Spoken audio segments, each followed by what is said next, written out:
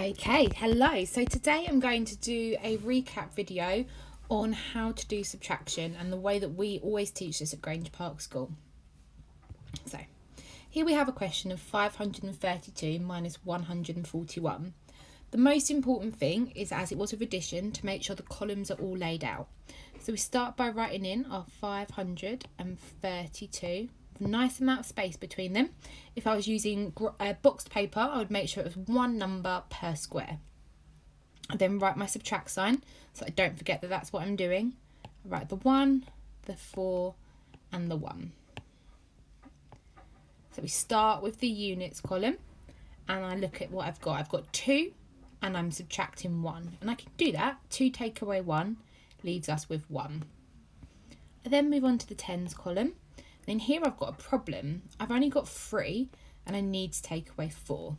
A lot of the time it's can we switch the numbers round, and with subtraction we can never do that. We always have to do the top number take away the bottom number. And when students are finding that a bit confusing, I like to use the idea of, if I've got 3 sweets, can I give you 4 sweets?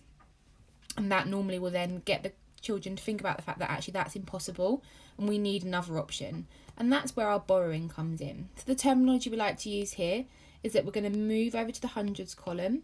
We're going to borrow 1 from that 5, which changes it to a 4. And then I'm going to carry that 1 over to the tens column.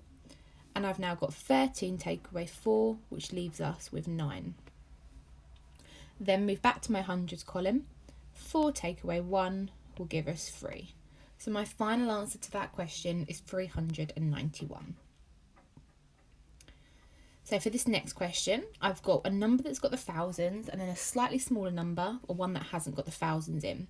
So I write the biggest number first, the first number, 1,636. And then with the 599, we're going to write it in backwards to make sure that we don't misline it. So the 9 in here, the 9 in here, the 5 in here. We need to be really careful that we don't put that 5 in line with the 1 in the thousands columns, because that wouldn't be right. We don't have that number. And then again, subtract sign in and my equals part. And then we start the process again. So if I've got 6 sweets, can I give somebody 9 sweets? Nope, can't do that. So we're going to move over to the tens, borrow 1, changing it to a 2, move that 1 over. I've now got 16 take away 9, which leaves me with 7.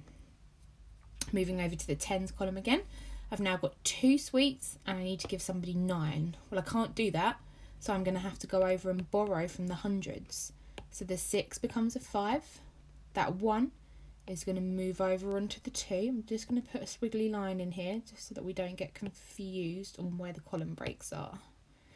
So I've now got 12 take away 9, which will give us 3. Moving over to the hundreds column, I've now got 5 sweets and I need to give somebody 5.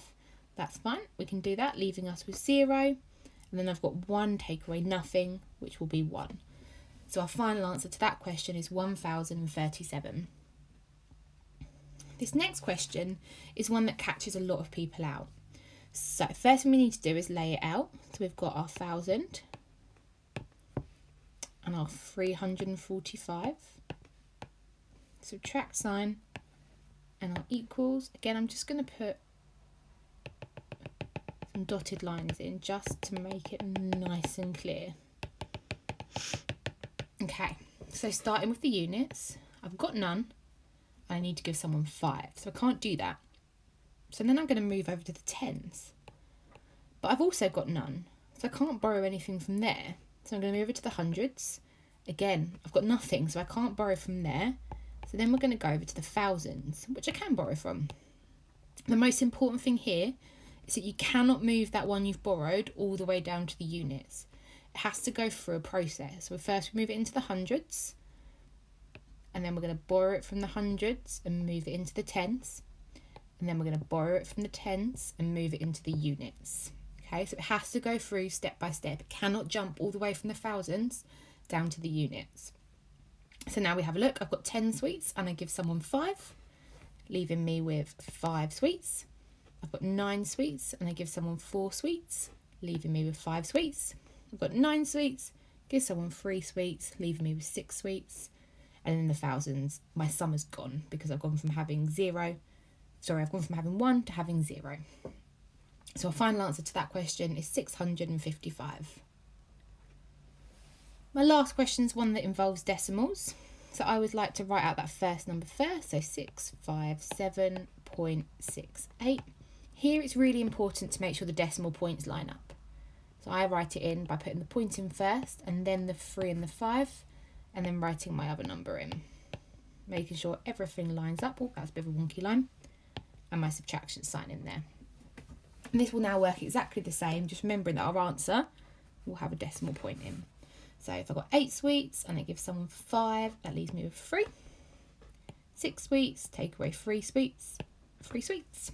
I've got 7 sweets and I give someone 8. Oh, no, can't do that. So I'm going to borrow from the 5. And now I've got 17 sweets, take away 8 sweets, leaving me 9. 4, take away 7. Oh, can't do that. So I'm going to come and borrow from here. 14 take away 7 gives us the 7. And 5 take away the 1 gives us the 4. And that is the end of my video on how to do subtraction. Hope it helps. And if you have any questions or anything, please feel free to email the school office and I will try and help.